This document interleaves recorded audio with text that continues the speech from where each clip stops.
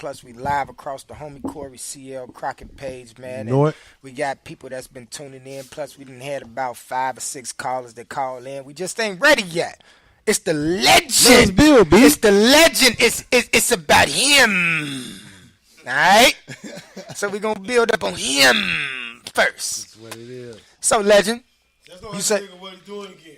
So, no. So, legend. You know me. I just fuck with you. I know. Now, don't get me kicked off the show either, right? No. Rico crazy. Rico stupid. Hey, man, this is what I bring to the show. Hey, so. Already. So. This is my last day, yo. Fuck it. Why not go out?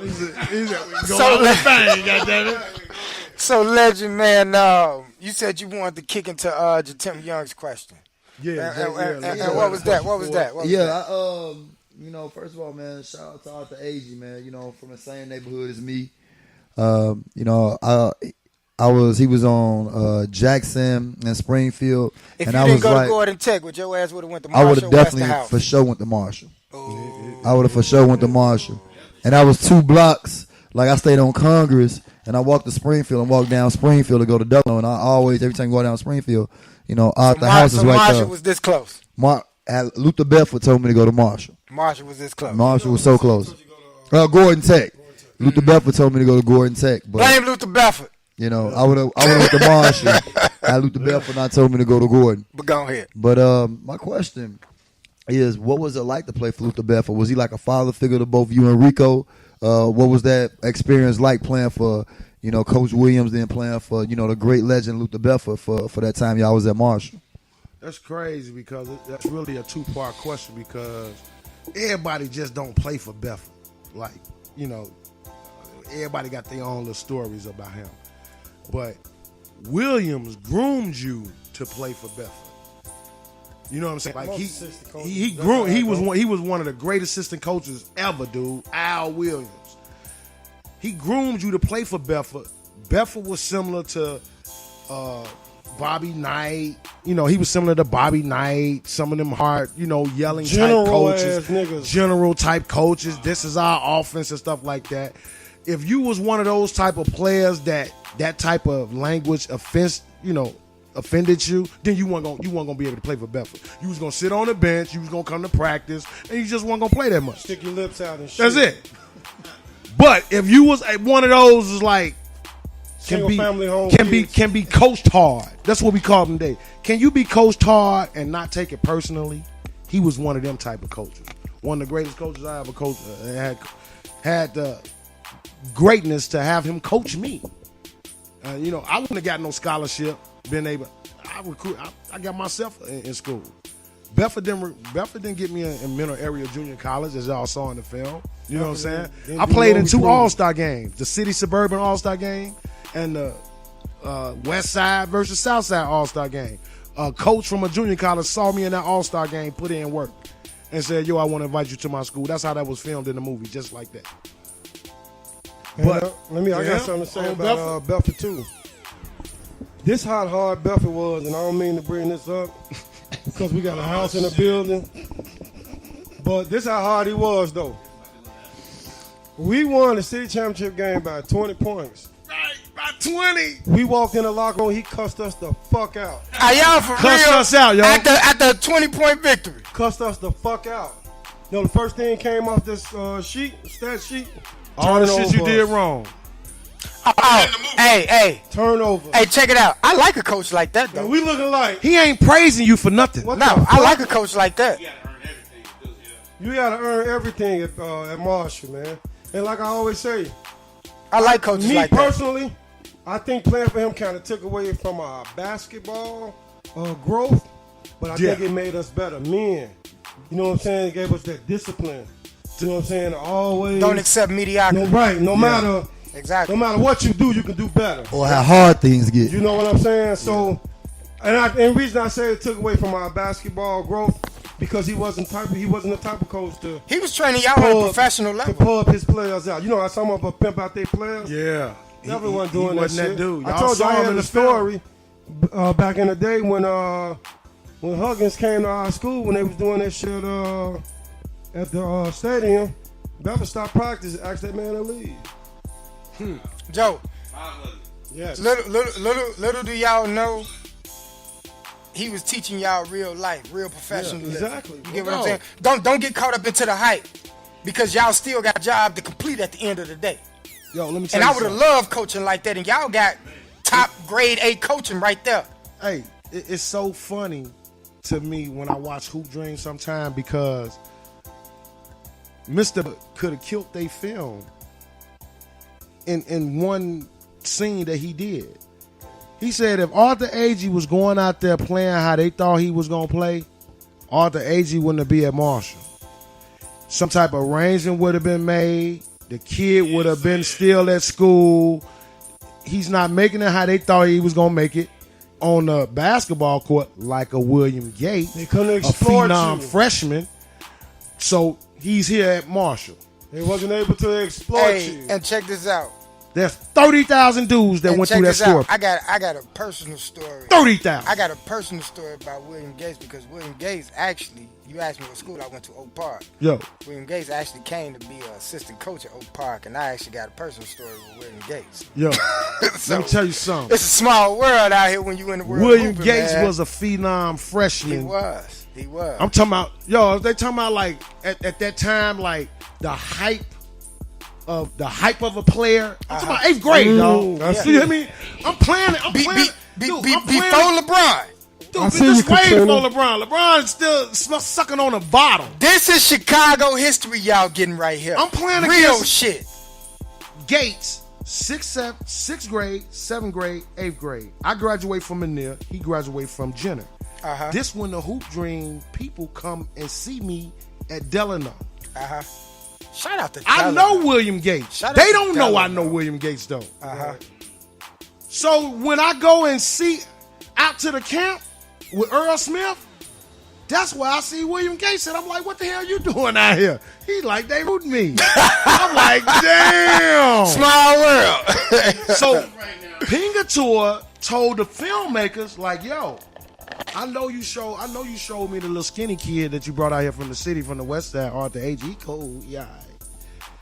But I'm recruiting a kid, William Gates. You should put him in your film. And that's how that went. They saw William I Gates. didn't even know that, and I'm in the They film. saw William Gates. Got out William Gates. Got with his parents and his people. His parents, and it was over from And there. that's how 2 and He 2 was happened. involved. That's how That one was and it. one happened. Y'all just got to exclude. But I'm saying, but the dude was from people don't understand. William Gates was, when I say a phenom freshman, he Yeah. was a phenom freshman. Yeah. So he was really dunking. Hand, Oh, yeah. dunking at 13, 14 years Yeah, old, man. yeah. Picking the ball up off the dribble, yo. Yeah. He was above all of us at our time. At Yeah. 8th grade, 14 years old. You looking at this kid. I think How we looked at Play Kevin with Chris Garnett. Webber and all of them. I Ronnie think he Field. went That's how so we looked hard at this so much dude that at what 8th happened to grade, his yo. knee. For real. I think he went so hard so much that Dog. what happened to his knee. The dude went to one of the top Catholic schools St. Joseph. in the city and started. As a freshman. Ain't nobody else did that since Isaiah Thomas, man, at that school. And he was able to do that. This dude was playing with Sco Hayes, Daryl Cunningham, Chucky Murphy, Greg Orr. Niggas that they put in work. Yeah. Juniors. I'm talking about, this a freshman walking in? Chicago you know that? history. Did you know History. that? Did you know that Chicago He shit? dropping He had to go gems to right now. practice? They was looking at him. Let me see him. Let me really test this motherfucker. So you know they was So he was the original Derrick they Rose. giving it to him. Yeah. He passed the test. They was like, this motherfucker tough. When they left, they was like, this dude tough. Because I seen on him, he was dunking this shit as a freshman. Like, Dude, crazy. they was even talking about him on the Sports Writers. Remember that Right. show? On a sports They writer was TV like, show. I swear to God, I the ain't next even Ed that Thomas shit. is what they called him. Yeah, they called him Isaiah Thomas. Hey, dog, you understand why I'm being filmed in this shit, and I'm actually seeing how great he is. I'm like this. I'm like, wait a minute. I'm the one want to be like Isaiah Thomas. Speaking of which, I'm like, wait a minute. I know you I'm motherfuckers. like, wait a minute, goddamn. I'm the one that want to be like Isaiah Speaking of Thomas which, that went Tuss. number 11 and shit. speaking of which, Tuss, I see on the film you actually got to play against your idol. Ugh. How did that happen? Was that like? How did that happen, man? Like seriously, That was explain that. That was the filmmakers, Earl Smith, and Isaiah Thomas actually being there that day. Now, you being a filmmaker, you setting all this up. So, you already got the connection with Earl Smith with St. Joe's. The filmmakers already knew that Isaiah Thomas is gonna be at this camp that day. So, to incorporate what they were doing with the film, it would be great to invite Arthur to the camp. So that's how I didn't know I was going to the camp till they came and told me. It's like, yo, what you and your mom and your daddy doing? Shit at the crib. Like, do you want to go to St. Joe's? St. Joe's is having a camp. Isaiah Thomas is going to be there. Do you want to go? Hell yeah. So they come. And we get in the car and go. And that's where you see the scene. I'm in the front seat. I'm nervous than a motherfucker. Like, man, this like, so you knew you was gonna get called out? I didn't know I was gonna get called out. That's the thing. That's the whole thing about movies and people knowing certain people. Yeah. You know they went and said something about Isaiah. We actually doing a project on this kid on the pill. I'm sitting up here next to Daryl Cunningham, Jabari Parker's brother. Sonny Parker's oldest son went to Joe's. Daryl Cunningham. I'm sitting right next to him with my face like this, looking at Isaiah Thomas with these nut bust ass shorts on. Like, damn, nigga, I can see your balls and shit. But tell the truth, you was in love. No, that was seeing my idol. That nigga. Right, you was in love. Do nothing. I was in love. Yeah, that was my man. So what happened next? Isaiah say, finna play somebody, couple of guys, whatever. So we all raising our hand. Say that dude in the dude in the Bermuda shorts, the Bermuda cutoff. I had the Bermuda shorts on. Like you about to go swimming. Isaiah picked me. I did not know he was gonna pick me though. That's why I come outside. That's why I come down on the floor and I'm like trying to put my hand in front of my face, keeping me from blushing, laughing. Like, out here, like I'm gonna play against. You had a man crush at 8. That's right. No, it was 13. So Isaiah bust my ass from there. That's an acceptable man crush, though. That's an acceptable man crush. Isaiah, no, he wasn't finna let me do none of that. He wasn't finna let me do none of that. He was on that first step. What? I ain't had no first step with him. He was like, okay, he already knew. He knew that I was gazed all into him. All that nigga he did, that smile he got. All right, he smiled at you. He gave me a pump fake like this. Wham! And I was up down out my shorts. Nigga laughing at me, going by me, looking at me. Come on, bitch with the left hand. Hey, shouts out to Isaiah for the story, motherfucker.